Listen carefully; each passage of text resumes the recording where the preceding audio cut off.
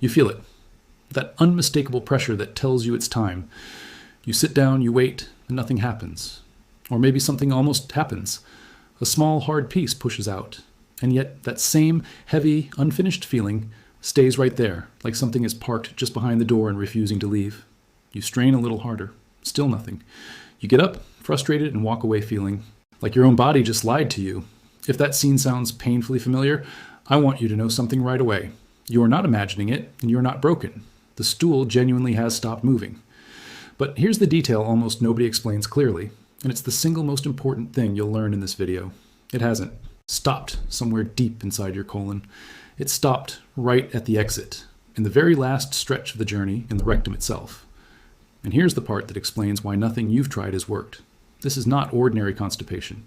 It's a completely different mechanical problem, hiding under the same name, and that mismatch is exactly why more fiber, more water, and stronger laxatives keep letting you down. This confusion isn't your fault, by the way. The word constipation gets used as a catch-all term for such a wide range of experiences that most people never learn. There's actually more than one distinct mechanism at play. It's a bit like using the word headache to describe both a mild tension headache and a migraine, technically the same category, but requiring completely different approaches to actually fix. And when the wrong approach gets applied over and over, the natural conclusion most people reach is, my body is just broken, or nothing works for me. When really, the tool just never matched the problem in the first place. If you're 60 or older, I need you to give this video your full attention for the next few minutes, because this specific issue, something doctors refer to as outlet constipation, or in more clinical language, Dyssynergic defecation, becomes remarkably common as we age. It explains a frustration that a huge number of people quietly carry for years, sometimes decades, without ever hearing it named out loud. The frustration of doing everything right and still sitting there for 20 minutes with absolutely nothing to show for it. Today, we're going to walk through exactly why this happens. The well-intentioned mistakes that quietly make it worse, what you can actually do about it right now if you're stuck this very moment, and one simple position adjustment that resolves this more reliably than almost anything sold on a pharmacy shelf. By the end, you'll understand your own body in a way that most people never get the chance to. Let's start at the beginning, because almost nobody draws a clear line between the two very different kinds of constipation, and that missing distinction is where most of the confusion and most of the wasted effort comes from. The first kind begins way up at the top, inside the colon itself. Stool has a long journey ahead of it, moving slowly through that winding tube, and if that movement is sluggish, the stool spends extra time in transit, drying out gradually along the way. This can take several days to fully resolve. Most over-the-counter laxatives are built specifically for this scenario, because most of them work by speeding up that upper transit, stimulating the colon walls to contract and push things along faster. The second kind is very different, and it's very likely the one you're actually dealing with. In this version, the stool has already completed almost the entire journey. It has reached the rectum, arrived at the final few centimeters before the exit, and simply stopped there, stuck at the threshold rather than lost somewhere upstream. This is what gets labeled outlet constipation, and once you understand the mechanics behind it, the reason regular laxatives fail to help will make complete sense. Picture your rectum as a small holding chamber, essentially the last stretch of hallway before the door. Wrapped around the lower portion of that hallway is a muscle called the puborectalis. Think of it like a sling or a loop wrapped around the base of a garden hose. Throughout the day, that loop maintains a slight bend in the hose. And that bend isn't a flaw, it's actually a feature. It's precisely what gives you conscious control, keeping stool from passing at inconvenient moments. But when the moment finally arrives and you're ready to go, that loop is supposed to relax, the bend is supposed to straighten out, and everything should be able to flow through freely. Here's the problem. In a lot of people, particularly past the age of 50, that release simply doesn't happen the way it's supposed to. The loop stays tight. Stool arrives at that bend in the hose and physically cannot get through it, no matter how ready your body feels to let go. And here's where things quietly get worse the longer this goes unresolved. While that stool sits there waiting at the bend, your body doesn't pause its normal functions. The recta L wall continues pulling water back out of the stool, exactly the way it does throughout the entire digestive tract.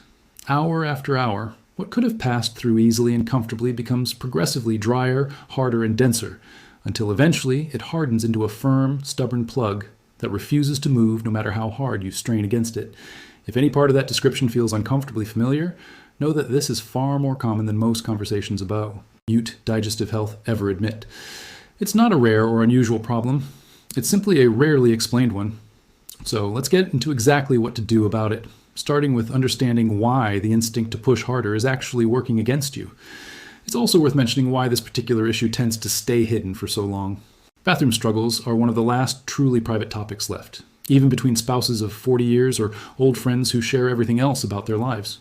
So people quietly adjust around it instead of addressing it directly, planning bathroom visits around their schedule, avoiding certain foods out of fear rather than actual necessity, or simply accepting the discomfort as an unavoidable part of getting older. None of that has to be the case once you understand what's actually happening mechanically. Straining is a trap, and understanding why changes everything. The natural instinct, when nothing is happening, is to push harder. But pushing doesn't open that loop. It tightens it further. Picture someone clenching a fist shut while you tell them to relax their fingers one by one. The harder they force the issue from the outside, the more that fist instinctively clenches in response. That's essentially what happens at the exit every single time you bear down forcefully. Your body reads the strain as a threat and responds by gripping tighter, which is the exact opposite of what you're trying to accomplish. So what actually causes this pattern to develop in the first place? A handful of everyday factors tend to stack up over time. Insufficient fiber intake is one, inadequate water intake is another, often paired with the fiber issue in a way that makes both problems worse together. And then there's a habit that seems harmless in the moment, but compounds quietly over years, ignoring the urge to go when it first shows up, simply because you're busy in a meeting or in the middle of something else. We'll come back to why that particular habit matters so much. Certain medications play a meaningful role here too. Opioid pain relievers are well known for slowing this exact mechanism down. Iron. Supplements have a similar reputation. Some blood pressure medications can contribute as well. And simply getting older naturally weakens the pelvic floor muscles responsible for coordinating that release in the first place. All of these factors tend to accumulate with age layering on top of one another, which is exactly why this becomes so much more common after 60 than it ever was in your 30s or 40s. Now let's walk through the well-intentioned mistakes that I see people make over and over again. Mistakes made with the best intentions that end up quietly making the whole situation worse. The first mistake is pushing harder the moment nothing happens. Most of us were taught, without ever really questioning it, that straining is simply part of using the bathroom. So when things stall, the instinct is to bear down even more forcefully. As we just covered, that only tightens the loop further. It does not release it, no matter how much effort you put in. The second mistake is loading up on fiber without simultaneously loading up on water. Fiber works by pulling water into itself. That's the entire mechanism behind how it softens stool in the first place. But if you sharply increase fiber intake, while your fluid intake stays flat, that same fiber can behave almost like dry cement instead of a soft sponge. It becomes denser and drier, and it gets stuck at exactly that bend we've been talking about. If you're adding ground flaxseed, wheat bran, or a big increase in vegetables to your diet, you need to be increasing your water intake right alongside it. That part isn't a nice to have. It's essential to the whole strategy working at all. The third mistake is reaching immediately for a strong stimulant laxative, the kind that forces contractions higher up in the colon. Those products are built to push stool downward from above, but your problem isn't up there. It's stuck right at the door. Using a stimulant laxative in this situation is a bit like flooring the gas pedal while the parking brake is still fully engaged. You get cramping, urgency, and discomfort. But the stool sitting at the exit doesn't actually move because the muscle guarding the exit is still clenched shut the entire time. And the fourth mistake, arguably the most important one of all, is ignoring the urge when it shows up. Your rectum has a built-in reflex system. When it fills to a certain point, it sends a clear signal to your brain that it's time. If you consistently override that signal, telling your body, "Not now, I'm busy," the reflex gradually weakens over time. The rectum becomes progressively less sensitive to being full. Stool sits there longer as a result, dries out even further, and the entire problem compounds on top of itself, month after month, year after year. Now that we understand what's actually happening and what tends to make it worse, let's get into what genuinely works, starting with what to do right in this moment if stool is already stuck and you need relief. You don't need something designed to take 2 full days working its way through your entire digestive system. What you need is something that pulls water directly to where the actual blockage already sits, right at the exit. One well-established option is milk of magnesia, also known as magnesium hydroxide, an osmotic laxative that draws water directly into the stool rather than forcing contractions further up the digestive tract. As always, follow the dosing instructions printed directly on the product. Label and use the measuring cup provided with the product rather than guessing with a random kitchen spoon. Most people notice results within roughly 30 minutes to 6 hours of taking it, typically most effective when taken in the evening. A few genuinely important warnings apply here. This option should generally be avoided. If you have kidney disease, since your kidneys are responsible for clearing magnesium from your system, and impaired kidney function can allow it to build up to levels that become genuinely dangerous. Extra caution is warranted with certain heart conditions or with medications that affect your body's electrolyte balance. And if you're currently taking any prescription medications, it's worth checking with your doctor or pharmacist first, since magnesium-based products can affect how certain medications are absorbed into your system. If you're looking for something more immediately targeted, a glycerin suppository is a second widely available option. Inserted directly into the rectum, it works right at the source of the problem, drawing water into the stool while gently stimulating the rectal wall to encourage movement. Most people see results within about 15 to 30 minutes, and it's available over the counter at essentially any pharmacy without a prescription. What's worth avoiding, especially as a regular ongoing habit, are strong stimulant laxatives like senna or bisacodyl. These work by irritating the colon into forceful contractions, which causes cramping and urgency, and over our time, regular use can lead to your colon becoming dependent on that stimulation to function at all, which is the opposite of what you actually want long term. But here's the part that most people completely miss, even when they've picked exactly the right product. You can do everything else correctly and still end up sitting there for 20 frustrating minutes with nothing happening, simply because your body is positioned wrong the entire time. Remember that loop we talked about earlier, the puborectalis, the muscle that creates the bend in the hose? Sitting upright on a standard modern toilet actually helps maintain that bend rather than releasing it. In that position, you're essentially asking stool to travel through a kink that hasn't been straightened out. The fix here takes less than a minute to set up, and it's remarkably simple. Take a small footstool, somewhere around 6 to 9 inches high, and place it directly in front of the toilet so your feet can rest comfortably on top of it. This raises your knees up above the level of your hips. From there, lean your torso forward slightly and rest your elbows on your knees.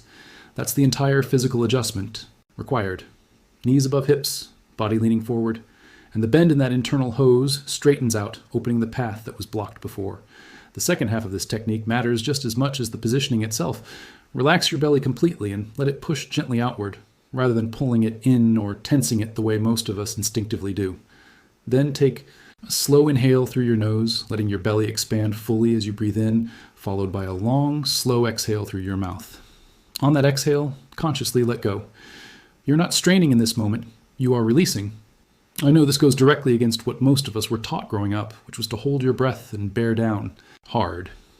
In reality, that old advice tenses the pelvic floor and seals the exit shut even tighter.